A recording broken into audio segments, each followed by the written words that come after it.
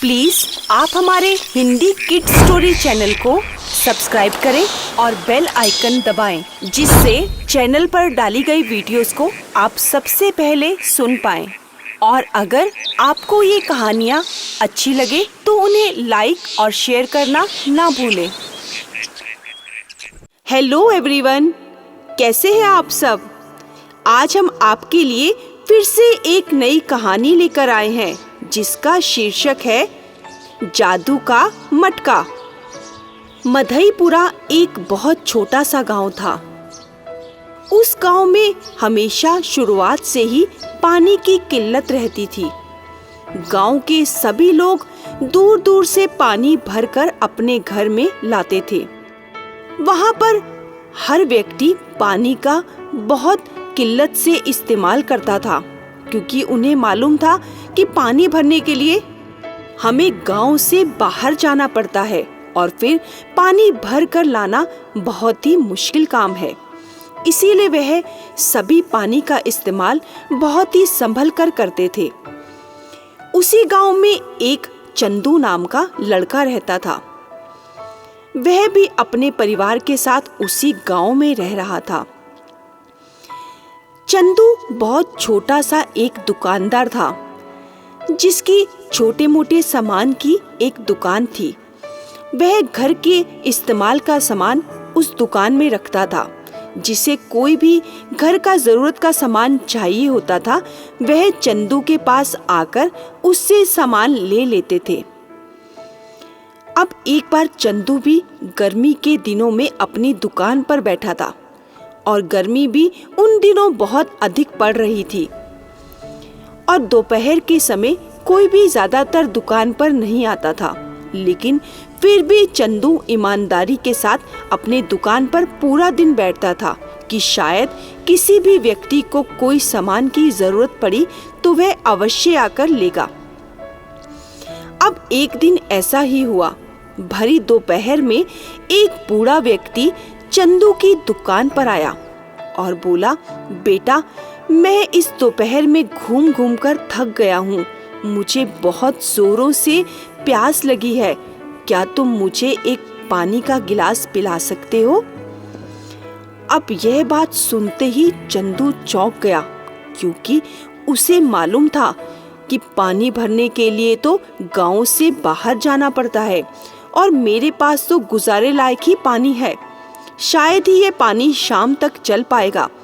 उसने उस बूढ़े बाबा से कहा, बाबा देखो, पानी की किल्लत है, लेकिन फिर भी मैं आपको एक गिलास पानी पिला सकता हूँ, क्योंकि इस गर्मी के मौसम में मैं किसी को पानी के लिए मना नहीं कर सकता। तो एक गिलास आप पानी पी सकते हैं। चंदू मटके के पास गया और वहां से एक गिलास पानी भर के उसने उस बूढ़े बाबा को दे दिया। अब यह क्या, जैसे ही बूढ़े बाबा ने एक गिलास पानी पिया, उनकी तो प्यास बुझी ही नहीं। उन्होंने कहा, चंदू, मुझे और पानी चाहिए। क्या तुम मुझे और पानी दे सकते हो? लेकिन यह क्या, वह चंदू से उस बात की आज्ञा नहीं। उन्होंने तो उठकर ही वह मटके को अपने मुंह से लगाया और गड़गड़ करके सारा पानी पी गए। चंदू तो उनका मुंह ताकता ही रह गया, लेकिन वह उस बूढ़े बाबा को मना भी नहीं कर पाया। उसे लगा कि इन्हें बहुत अधिक प्यास लगी है। कोई बात नहीं, मैं पानी फिर से भर लाऊंगा। लेकिन आज ये बूढ़े बाबा मेरी दुकान से प्यासे चले गए तो मुझे इस बात का दुख हमेशा रहेगा। बूढ़े बाबा चंदू की दुकान से चले गए। अब जैसे ही थोड़ा समय बीता, काफी समय बाद चंदू को प्यास लगी। चंदू ने सोचा, मटके में शायद कुछ पानी बचा हो तो मैं वह पानी पी लेता हूँ, मेरी प्यास बुझ जाएगी। चंदू अपनी जगह से उठा और वह मटके की ओर बढ़ा। जैसे ही वह मटके की ओर बढ़ा, उसने मटके को उठाकर अपने मुंह से लगाया और जो बचा हुआ पानी था वह चंदू पीने लगा। उसमें सिर्फ थोड़ा ही पानी बचा था। चंदू की प्यास बुझ गई। अब तो चंदू को मालूम था कि मटका पूरी तरह से खाली हो चुका है, उसमें एक भी बूंद पानी की नहीं है। अब जैसे ही दोपहर हुई तो चंदू के पास एक व्यक्ति आया जो गांव का ही था। उसने कहा, चंदू, थोड़ा सामान चाहिए था, घर पे कुछ मेहमान आने वाले हैं, इसीलिए इस भरी दोपहर में मुझे आना पड़ा। तुम कृपया करके यह लिस्ट में लिखा हुआ सारा सामान मुझे दे दो। चंदू ने उस व्यक्ति का हालचाल पूछा और कहा, कोई बात नहीं, जब जरूरी सामान हो तो तुम मेरी दुकान से आकर ले सकते हो, लेकिन सबसे पहले यह बताओ कि तुम्हारी तबीयत कैसी है। तुम तो कुछ दिनों से बीमार चल रहे थे, तुम्हारे पैर में बहुत अधिक मोच आई थी, उसका क्या हाल है? उस व्यक्ति ने कहा, कहाँ चंदू, मेरी मोच तो काफी समय से लगातार चल रही है और ठीक होने का नाम ही नहीं ले रही। कितने डॉक्टरों को दिखा चुका हूँ, लेकिन इस पर कोई भी असर नहीं है। ये तो वैसे की वैसे ही है, फिर भी मुझे तो अब काम करना ही है, तो क्या करूँ, घर का सामान तो लाना ही था, इसीलिए मैं ही आ गया। तुम मुझे सामान दे दो, कहीं मैं देर से घर पहुँचा तो घर वाले मुझे डांटेंगे। तुम मुझे सामान दे दो, मैं निकल पड़ूं। चंदू ने कहा, हाँ, बस तुम थोड़ा सा इंतजार करो, मैं अभी सारा सामान लेकर आता हूँ। अब चंदू ने लिस्ट में लिखी हुई सारी सामान की सामग्री उसके झोले में डालनी शुरू कर दी, लेकिन यहाँ बैठा हुआ व्यक्ति प्यास से तड़प रहा था। उसने कहा, चंदू, क्या मुझे तुम्हारी दुकान से थोड़ा सा पानी पीने को मिलेगा? गला सूख रहा है और घर पहुँचने तक तो मैं प्यास से मर ही जाऊंगा। मुझे थोड़ा सा पानी मिल जाए तो तुम्हारी बड़ी मेहरबानी होगी।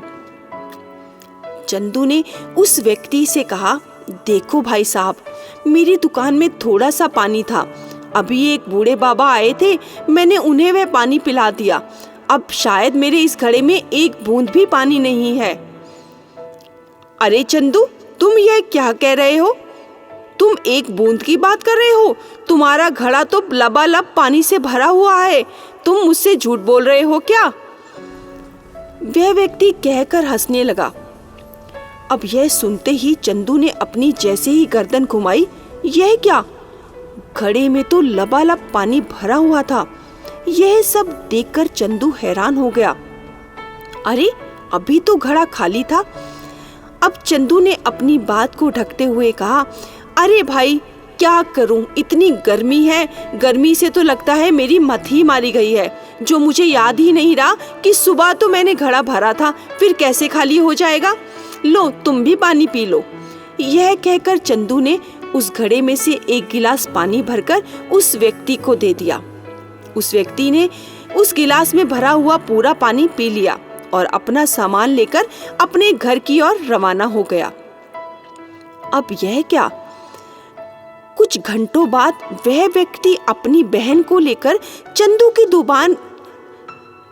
की दुकान पर दोबारा आ गया और बोला, चंदू, मेरी बहन काफी समय से बीमार चल रही है, क्या तुम इसे भी अपने घड़े का पानी पिला दोगे?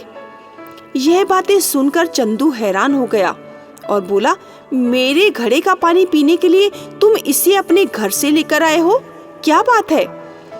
तो उस व्यक्ति ने कहा, चंदू, तुम्हारे घड़े का पानी तो जादू का है।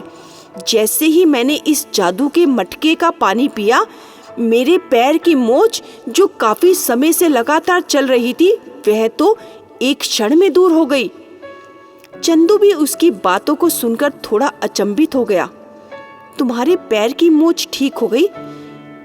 तो कोई बात नहीं, तुम अपनी बहन को यह पानी पिला सकती हो, लेकिन इस जादू के मटके के बारे में मुझे कुछ नहीं मालूम, तुम्हारे मन का वहम होगा। यह कहकर चंदू ने एक गिलास पानी उसकी बहन को भी दिया।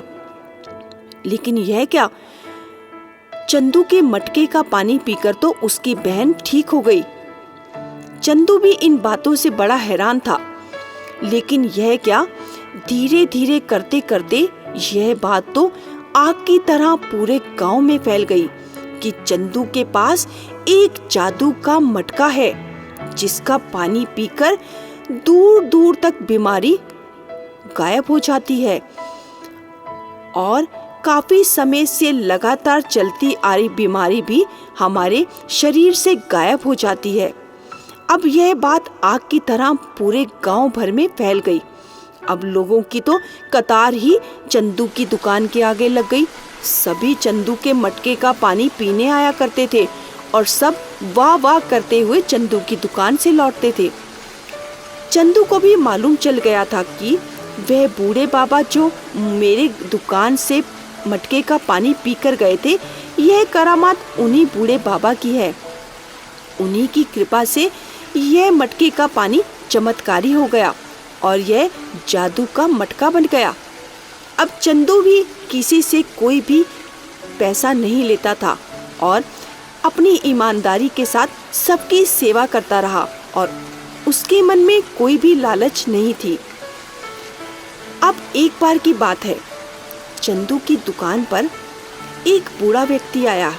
उससे पहले थोड़ी देर ही चंदू सोच रहा था कि अगर कोई बड़ा व्यापारी मेरी दुकान पर आ जाए और मेरे मटके का पानी पीकर मुझे काफी सारा पैसा दे जाए तो मैं तो दिनों दिन माला माल हो जाऊंगा। यह सोचकर चंदू के मन में पैसों का लालच आ रहा था। तभी एक बूढ़े बाबा चंदू की दुकान पर आए और बोले, चंदू, मैं काफी देर से प्यासा हूँ, मुझे पानी पिला दोगे? लेकिन उस बूढ़े बाबा की बात पूरी होनी ही थी, तभी राजमहल से राज दरबारी आ गए और बोले, चंदू, तुम ही हो वे जादुई मटके वाले? तुम्हें राजमहल से बुलावा आया है। महारानी की तबीयत कुछ बिगड़ गई है और राजा जी चाहते हैं कि तुम्हारे मटके का पानी पीकर वह अपने आप को ठीक कर ले। तो तुम्हें राजमहल से बुलावा आया है और तुम्हें हमारे साथ अभी राजमहल चलना होगा। तुम्हें इसके बदले में राजा जी से काफी सोने की अशर्फियां और राज गहने मिलेंगे। तुम हमारे साथ चलोगे? अब चंदू के मन में तो पहले ही लालच घूम रहा था। अब चंदू ने उन बूढ़े बाबा की तरफ ध्यान न देकर वह राज दरबारियों के साथ मटका लेकर चल पड़ा। अब यह क्या, जैसे ही चंदू राजमहल पहुंचा, वह राजमहल में राजा के सामने खड़ा था और राजा ने कहा, चंदू, इस जादुई मटके का पानी तुम रानी को दे दो, जिससे वह जल्दी ही ठीक हो जाएंगी। लेकिन यह क्या, जैसे ही चंदू की निगाह उस मटके पर पड़ी, वह मटका तो खाली था, उसमें तो एक बूंद भी पानी की नहीं थी। चंदू ने कहा, महाराज, यह मटका तो मैं घर से भर के लाया था, यह तो यहाँ खाली हो गया। राजा ने कहा, क्या मजाक बना रखा है तुमने? क्या तुम यहाँ पर आके मजाक कर रहे हो हमसे? हमने तुम्हें राज दरबारियों के हाथ संदेशा भेजा था कि तुम्हें वही मटका लेकर आना है जो जादू का है। चंदू ने कहा, महाराज, ये वही मटका है, लेकिन यह क्या, मैं आश्चर्यचकित हूँ कि यह मटका तो खाली हो गया। महाराज को बहुत अधिक गुस्सा आया। उन्होंने चंदू को बेइज्जत करके राजमहल से बाहर निकाल दिया। अब चंदू अपना सा मुंह लेकर राज दरबार से बाहर आ गया और रास्ते में आते आते वह सोच रहा था, आज मेरे लालच ने मुझे ले डुबोया। शायद मैंने उस बूढ़े बाबा को पानी ना देकर अपने लालच में आकर राजमहल आना ही ठीक समझा, लेकिन यहाँ मेरे लालच ने मुझे ही डुबो दिया और यह मटका पानी से खाली हो गया। हे भगवान, मैंने ये क्या कर डाला? आज मैं सबकी मदद करता तो यही सही था, लेकिन मैं कहाँ पैसों के लालच में आ गया और मैंने अपना नुकसान कर डाला। यह सोचकर वह अपनी दुकान पर वापस लौटा, लेकिन यह क्या, दुकान पर तो वह बूढ़े बाबा भी नहीं थे, वह तो वहां से जा चुके थे। आज चंदू को अपनी लालच पर बहुत पछतावा हुआ और वह आज जादू के मटके से अपना हाथ धो बैठा था।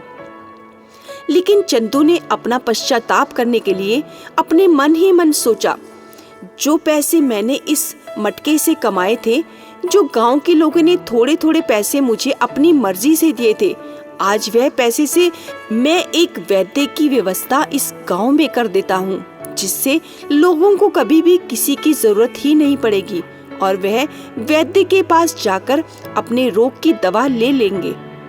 और चंदू ने यही किया। उन पैसों की मदद से उसने एक वैद्य की व्यवस्था की, जिससे गांव के सभी लोगों का उपचार होने लगा।